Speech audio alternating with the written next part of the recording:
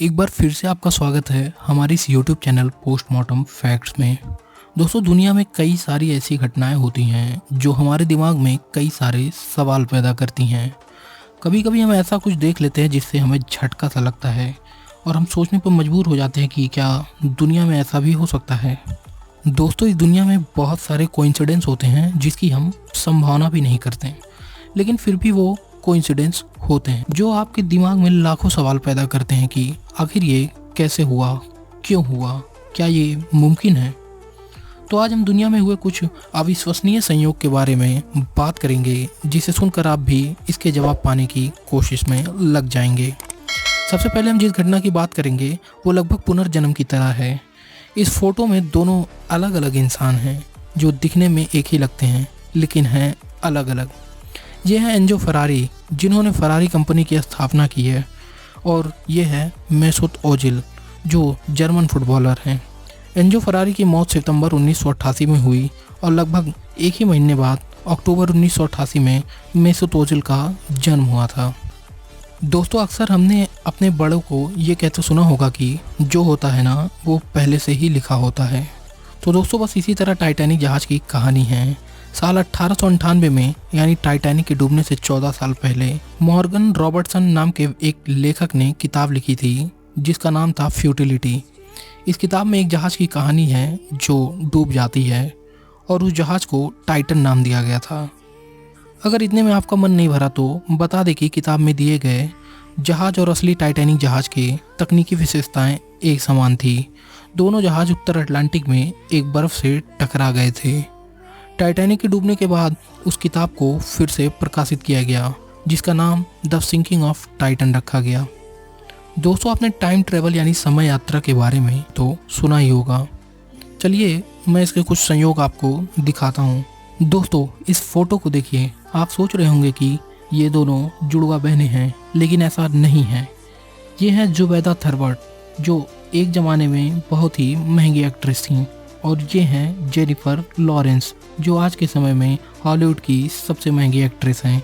यानी एक ही चेहरा, एक ही काम, बस समय अलग अलग था। दोस्तों, आगे हम बात करेंगे भविष्यवाणी के बारे में। साल 2000 में द सिम्पसन्स ने एक भविष्यवाणी की थी। अब आप इस फोटो को देखिए, शायद आपको पता चल गया होगा कि ये कौन है। साल 2000 में अमेरिकन चुनाव में उन्होंने डोनाल्ड ट्रंप का जीतने का पूर्वानुमान लगाया था। जब सिम्पसन के डिज़ाइनरों ने साल 2000 में इस चित्र को बनाया था जिसमें डोनाल्ड ट्रंप अमेरिका के राष्ट्रपति बनेंगे, लेकिन उस वक्त लोगों के लिए यह सिर्फ एक मजाक था। लेकिन ऐसा ही हुआ। तो क्या उन्होंने भविष्य देखा था? ये तो आश्चर्य की बात है, क्यों, है ना? लेकिन उससे भी बड़ी बात यह है कि द सिम्पसन ने जिस तरह ट्रंप के चुनाव को प्रस्तुत किया था, ठीक उसी तरह डोनाल्ड ट्रंप ने अपने चुनाव की शुरुआत की थी। अब बात करेंगे दो पड़ोसियों की जो अलग अलग सदी में रहते थे और संगीत की दुनिया में एक महान कलाकार थे। इस फोटो को देखिए।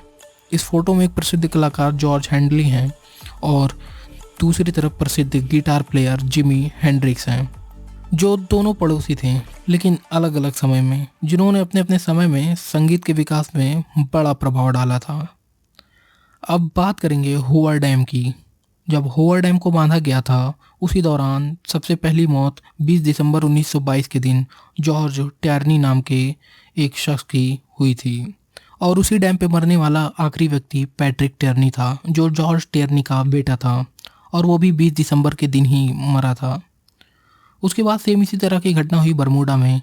जुलाई 1975 एक 17 साल का लड़का एरिस्कन लॉरेंस, जो सड़क पर साइकिल चलाते हुए जा रहा था, तभी एक टैक्सी वाले ने उसे टक्कर मार दी और उसकी वहीं पर मौत हो गई। फिर कुछ समय बाद उसका छोटा भाई वहीं पर साइकिल चलाते हुए जा रहा था और उसी जगह पर टैक्सी वाले की टक्कर से उसकी भी मौत हो गई, और उसकी भी उम्र 17 साल की थी, और टैक्सी ड्राइवर भी वही था। यानी एक ही जगह, एक ही टैक्सी, एक ही ड्राइवर, बस भाई दो थे। अब बात करेंगे दो अमेरिकन राष्ट्रपतियों की बायोग्राफीज यानी आत्मकथाओं में दिए गए एक संयोग के बारे में। अब्राहम लिंकन और जॉन एफ नेडी, इन दोनों राष्ट्रपतियों के आत्मकथाओं में अजीब संयोगों की कई बातें हैं। अब्राहम लिंकन और जॉन एफ नेडी दोनों को गोली से मारा गया और दोनों को एक ही जगह पर गोली लगी थी। दोनों के साथ उनकी पत्नियां मौजूद थी, लेकिन समय अलग अलग था। बिली ग्राहम नाम का व्यक्ति दोनों का दोस्त था।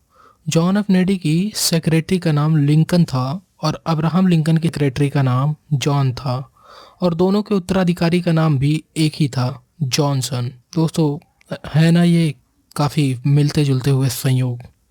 अब बात करेंगे हम रोमन साम्राज्य और उसके नाम के बारे में। दोस्तों, रोम शहर का नाम रोमुलस और रेमस नाम के राजा के वर्ड से पड़ा था।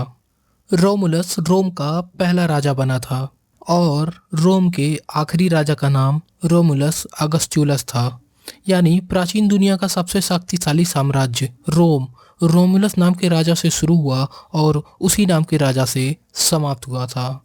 दोस्तों, अब बात करेंगे वर्ल्ड वार की यानी विश्व युद्ध की। पहले विश्व युद्ध में जिस जगह पर ब्रिटिश आर्मी का पहला सैनिक मरा था, उससे 6 मीटर की दूरी पर ब्रिटिश आर्मी का आखिरी सैनिक भी मरा था।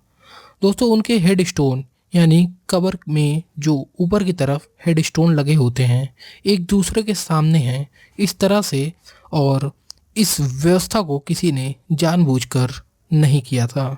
दोस्तों, वीडियो कैसा लगा हमें कमेंट करके ज़रूर बताइएगा। अगर ये अच्छा लगा तो लाइक ज़रूर करिएगा और साथ ही साथ चैनल को सब्सक्राइब भी कर दीजिएगा। धन्यवाद।